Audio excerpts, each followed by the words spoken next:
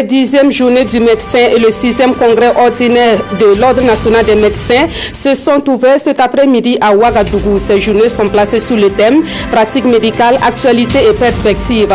La cérémonie officielle d'ouverture des travaux a été présidée par le chef de l'État.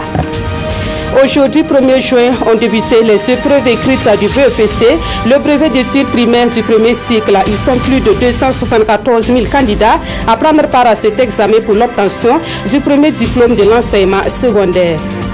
Depuis 2001, la date du 1er juin est consacrée Journée mondiale du lait. Au Burkina Faso, la célébration de cette journée est placée sous le signe de la production fourragère comme alternative pour disposer du lait à moindre coût. En effet, la filière lait enregistre des contre-performances liées au déficit alimentaire. Mesdames, Messieurs, bonsoir. Merci de nous suivre. Les 10e journées, le 6e congrès ordinaire de l'Ordre national des médecins ont débuté cet après-midi à Ouagadougou. Ces journées se tiennent autour du thème pratique médicale, actualité et perspective. Rochmar Christian Kabouré a présidé la cérémonie d'ouverture de ces journées, au cours desquelles des recommandations seront formulées dans le sens d'améliorer le système sanitaire burkinabé. Issa Ouedraogo, Aboubakar Sayon. Ces experts de l'ONU sont venus faire au président Basso le point de leurs travaux sur la corruption au Burkina. Une enquête au cours de laquelle ils ont imprégné du système de lutte contre ce fléau. Nous avons observé non seulement l'existence d'une volonté et d'une détermination résolue de lutter contre la corruption à travers les lois nouvelles que le Burkina Faso a adoptées et qui s'inspirent grandement des normes et des standards internationaux. À la suite de ces experts, Rochmar Christian Kabouré a reçu l'ambassadeur de la Turquie en fin de mission au Burkina. Au président du Faso, il est venu dire au revoir. Il lui a également fait le bilan de ses 2 ans passés au Burkina. C'était 2 années très difficiles pour le Burkina et pour la Turquie. On a eu des tentatives de coup d'État ici et dans mon pays. La Turquie a été parmi les premiers pays à être à côté du Burkina pendant la tentative du coup d'État. Selon le diplomates turc, la coopération entre le Burkina et la Turquie se porte très bien. Au président du Faso, il a réaffirmé la volonté de son pays à toujours soutenir le Burkina dans ses efforts de développement. Vous venez de suivre donc l'élément sur l'ambassadeur de la Turquie qui est en fin de mission au Burkina Faso et qui est allé exprimer au chef de l'État toute sa satisfaction d'avoir contribué au renforcement de la coopération entre la Turquie et le Burkina Faso. Le président du Faso qui a également audience aux experts de l'ONU qui viennent d'achever une rencontre sur la corruption à Ouagadougou. Et concernant donc le reportage sur les 10e journées du médecin, nous allons vous le proposer au cours de cette édition. Aujourd'hui, 1er juin, ont débuté les épreuves écrites du BEPC, le brevet d'études primaires du premier cycle. Ils sont plus de 174 000 candidats à prendre part à cet examen pour l'obtention du premier diplôme de l'enseignement secondaire. Le lancement officiel des épreuves a eu lieu à Dori, la capitale de la région du Sahel. Le reportage de Ama Faisal Sissé et Bernard Diassou. Il était 7 heures, temps universel, au lycée provincial, l'un des 2 centres d'écrit de l'examen du BEPC session de 2017, dans la ville de Dori. Comme tradition, le ministre en charge de l'enseignement secondaire est venu encourager et apprécier l'effectivité du démarrage de l'examen du BEPC pour l'ensemble des 274 049 candidats, dont 4 425 pour la région du Sahel. Par rapport à la session de 2016, on a eu une évolution de plus de 17, près de 18%. Là. Pour le BPC, nous sommes à plus de 264 000 candidats.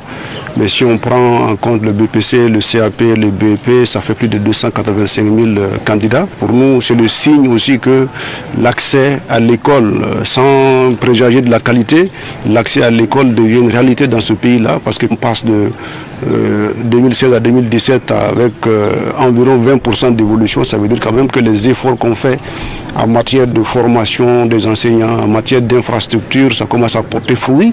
Entre stress, inquiétude certains et assurance pour d'autres, les candidats ont accueilli à 7h30 les premières épreuves lancées. Une dictée.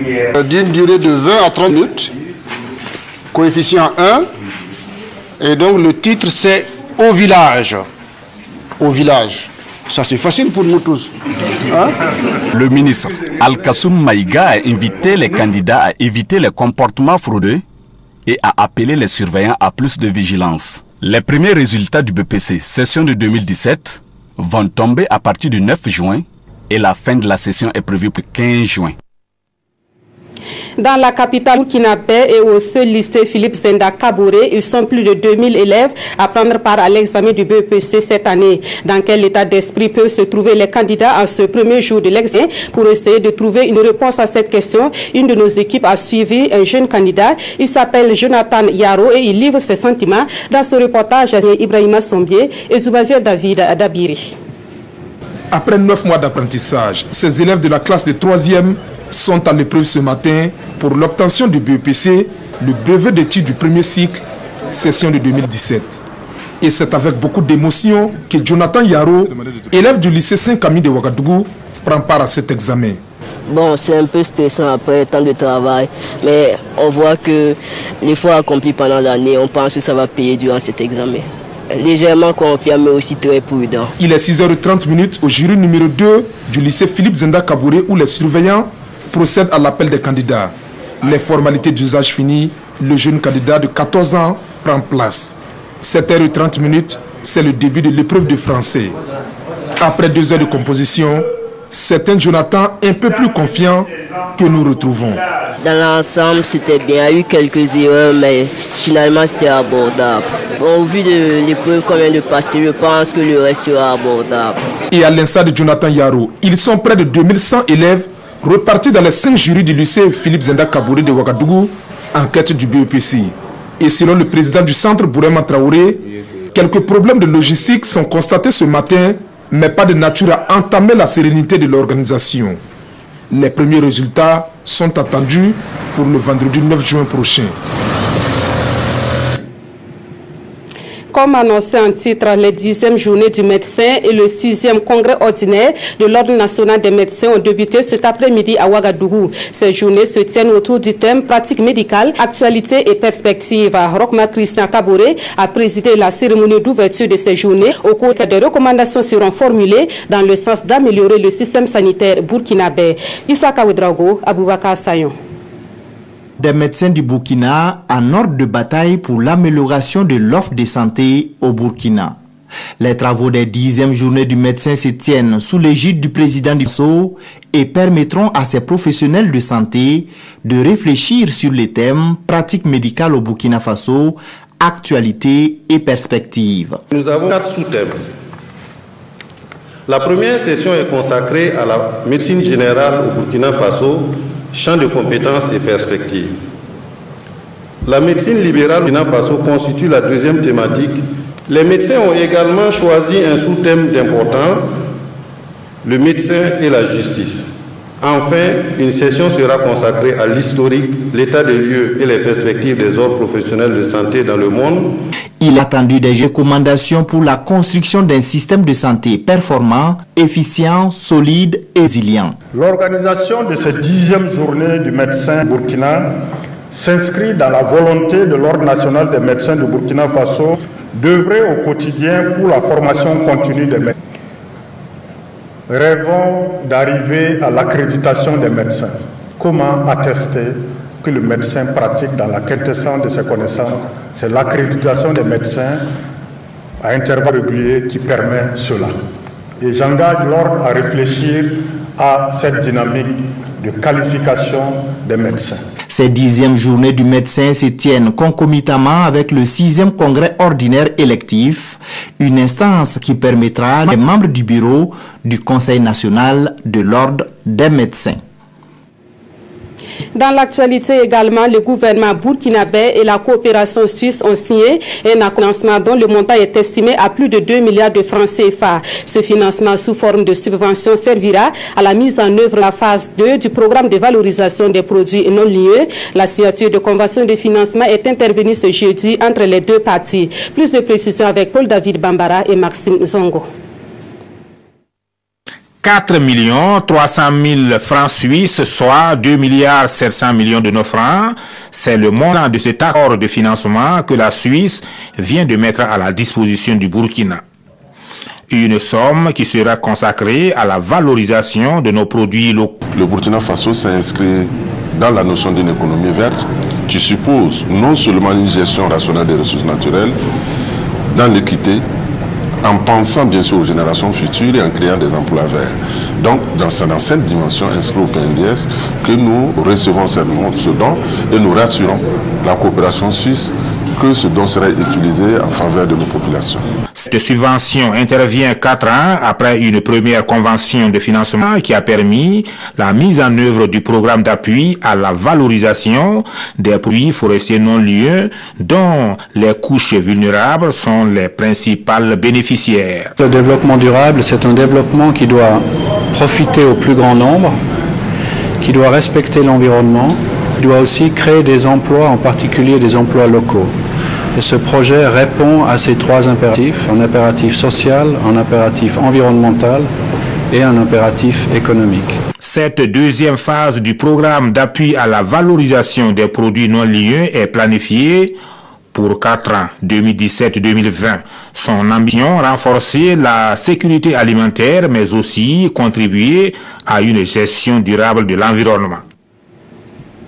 À la Direction générale des impôts, le deuxième plan stratégique à 2017-2021 est en phase de validation. Pour cet exercice, des experts en fiscalité et des cadres de la DGI se sont réunis le 31 mai dernier à Ouagadougou. Le plan stratégique de la DGI vise à rendre cette institution plus performante et en phase avec l'environnement fiscal burkinabé. Yacouba Gamene, Moumi Soubega.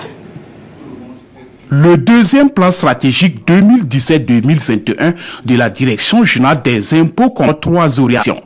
Il est conçu par des spécialistes pour répondre aux besoins des responsables de l'institution à la paix, la modernité et la qualité des services. Mobilisation à travers des actions comme la lutte contre l'accès de satisfaire les usagers. C'est le renforcement institutionnel même de la DGI de manière à améliorer cette performance. Avec le deuxième plan stratégique 2017-2021, les services des impôts comptent mobiliser des recettes afin de contribuer davantage au développement national. Le PNDS, il est attendu des régies de recettes, plus de 9 000 milliards. La Direction générale des impôts fait plus de la moitié de ça. Donc déjà, dès cette année, notre objectif c'est 720 milliards. Nous allons poursuivre ce que nous étions en train de faire déjà, à travers une informatisation intégrale de notre administration, mais également les services en ligne. La présente session qui réunit des experts en fiscalité a pour mission d'examiner d'améliorer ce plan. Un plan qui se veut inclusif et en phase avec le nouvel environnement fiscal selon ses commanditaires. Et à côté de cette dynamique de mobilisation des recettes, il faut combattre les pratiques qui sont néfastes pour l'économie telles que le blanchiment de capitaux et les autres délits financiers. Des agents de sécurité sont en formation à Ouagadougou sur les techniques d'enquête relatives à ces deux phénomènes. La formation a été initiée par le groupe intergouvernemental d'action contre le blanchiment d'argent en partenariat avec la cellule nationale de traitement des informations financières. Urbain Benito Soumé et Tanga Kafando. Plusieurs acteurs de lutte contre la criminalité transnationale organisée se forment aux techniques d'enquête relatives au blanchiment des capitaux, un phénomène considéré aujourd'hui comme l'une des principales sources de financement du terrorisme en Afrique. La formation est assurée par le GIABA, le groupe intergouvernemental d'action contre le blanchiment d'argent en Afrique de l'Ouest, en partenariat avec la cellule nationale de traitement des informations financières. L'objectif de cet atelier, c'est de renforcer les capacités des agents de la douane, de la gendarmerie, de l'armée et tous les acteurs qui interviennent dans la lutte contre la criminalité transnationale organisée. Au cours de cet atelier, des experts nationaux et internationaux dispenseront des modules tels que les techniques d'enquête en matière d'utilisation des outils Interpol et le rôle des enquêtes statistiques financières en matière d'argent. Nous allons nous atteler ici à édifier les enquêteurs sur ce qu'ils doivent faire devant un dossier. Les enquêtes doivent être ordonnées, elles doivent être organisées, elles doivent être articulées de telle sorte qu'on aboutisse à résultats. Les résultats étant les conclusions qu'on va se mettre en justice. Au terme des 3 jours d'échange, les participants devraient être outillés pour lutter contre le phénomène du blanchiment de capitaux afin de contribuer à construire une société de paix et d'amorcer une croissance économique durable pour les générations futures. Le ministère de l'économie numérique et des postes se dote d'un référentiel qui va guider ses actions. Ce référentiel va également préciser les voies et moyens pour l'atteinte des missions du ministère, dont l'une est l'amélioration de l'accès au TIC au Burkina Faso. Le document a été une validation des responsables et des partenaires du ministère de l'économie numérique et des postes, Urbain Benito Sommet et Zalissa Sanfo. Diapason des nouvelles technologies de l'information et de la communication. Le ministère de l'économie et des postes s'y attelle. Ici, il s'agit d'examiner et de valider le référentiel qui va servir de guide pour l'atteinte de cet objectif. Présentement, la téléphonie, ce coût de téléphone, nous trouvons que c'est toujours cher. Nous trouvons que le coût d'accès à l'Internet est toujours cher. Donc, c'est des politiques, c'est des orientations que nous nous donnons. C'est une vision que nous avons et des stratégies qu'on définit en fait pour atteindre cette vision, et c'est ce qui va permettre justement à tous les Burkinabés d'avoir accès et de façon équitable à la technologie et à un coût vraiment acceptable par tous les Burkinabés. Pour la ministre, aucun développement ne se fera sans les TIC. Alors son département mettra à la disposition de tous les acteurs un référentiel national de planification pour le développement de l'économie numérique afin de lever tout obstacle au développement. Autre point de l'actualité, depuis 2001, la date du 1er juin est consacrée Journée mondiale du lait au Burkina Faso. La célébration de cette journée a été placée sous le signe de la production fourragère comme alternative pour disposer du lait à moindre coût. En effet, la filière connaît des contre-performances liées donc au déficit alimentaire. La concertation initiée dans le cadre de cette journée permettra d'augmenter la production laitière au Burkina Faso. Jean-Eudes Bayala, Maïmouna Traoré.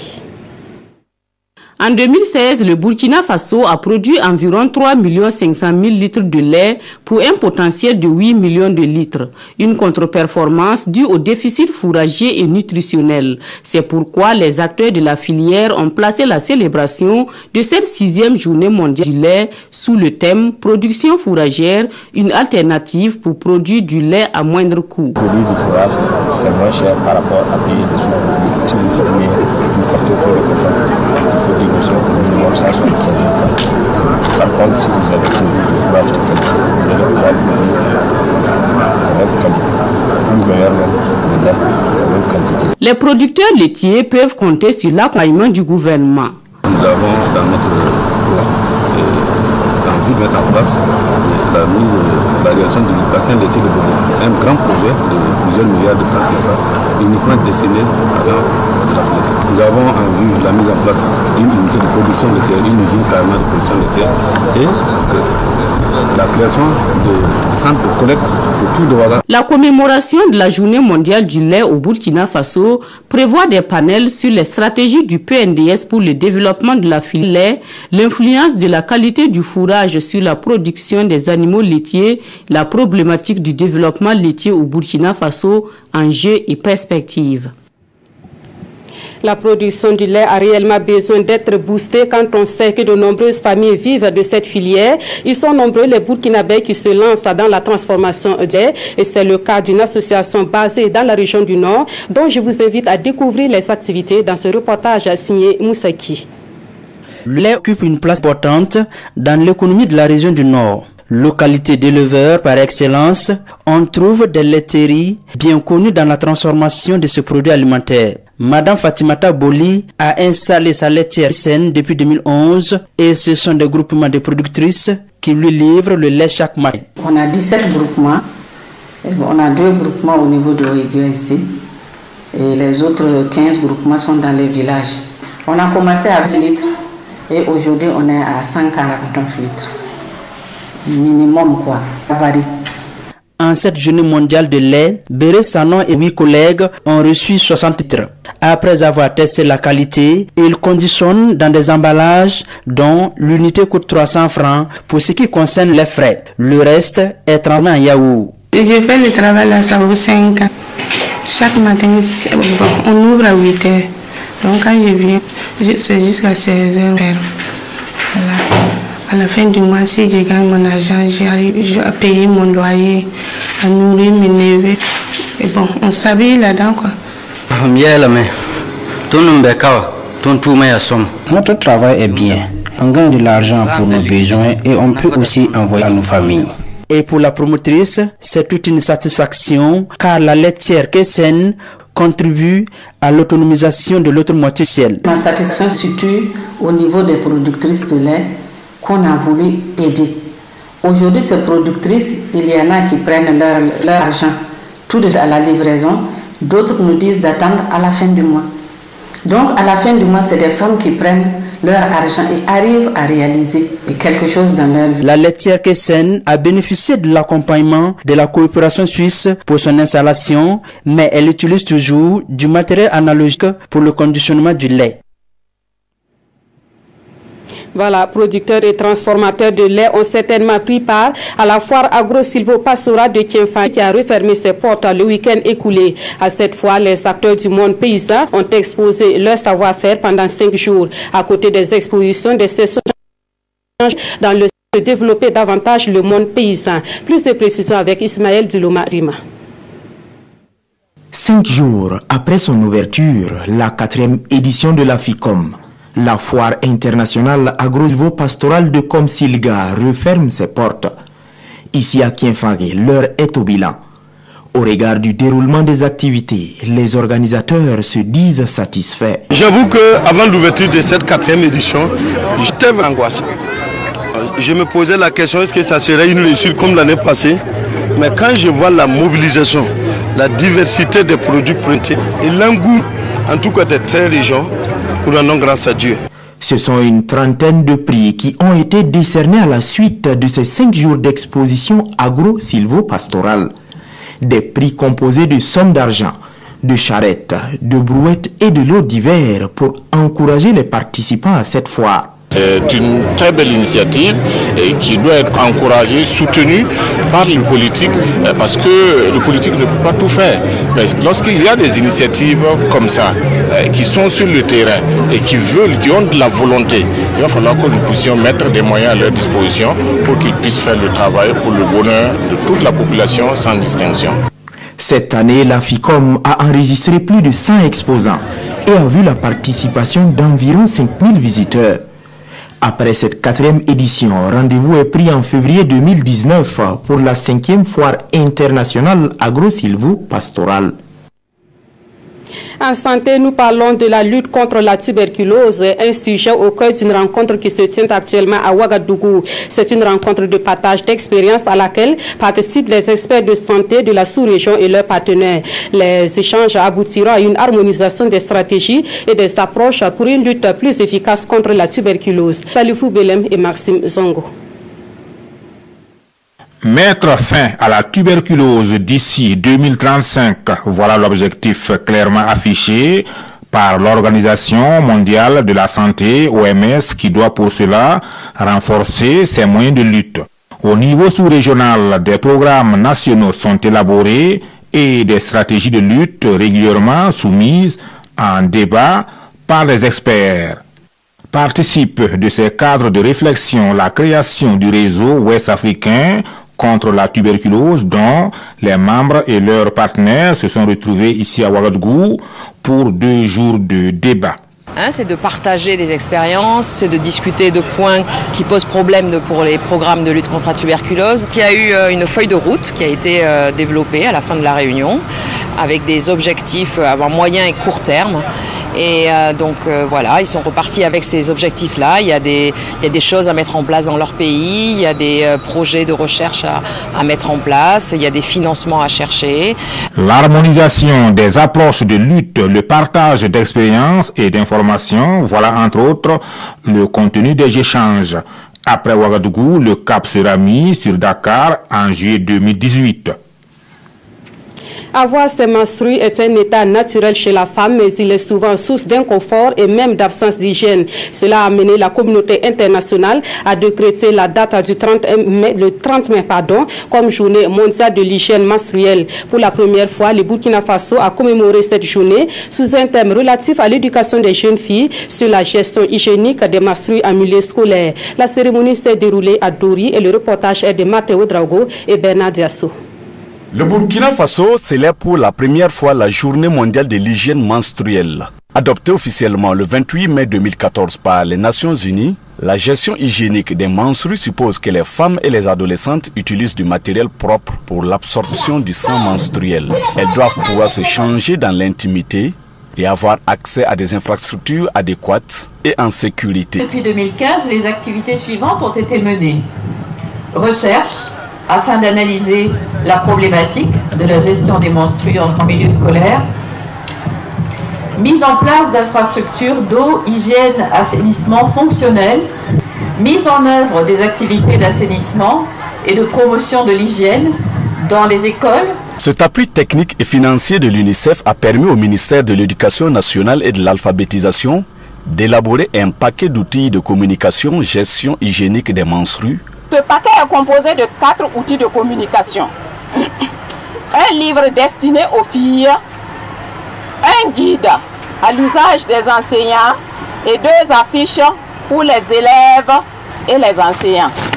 Depuis la rentrée scolaire 2016-2017, un projet pilote est en expérimentation dans 100 établissements primaires, post-primaires et secondaires des régions des Cascades, de l'Est, des Hauts-Bassins et du Sahel.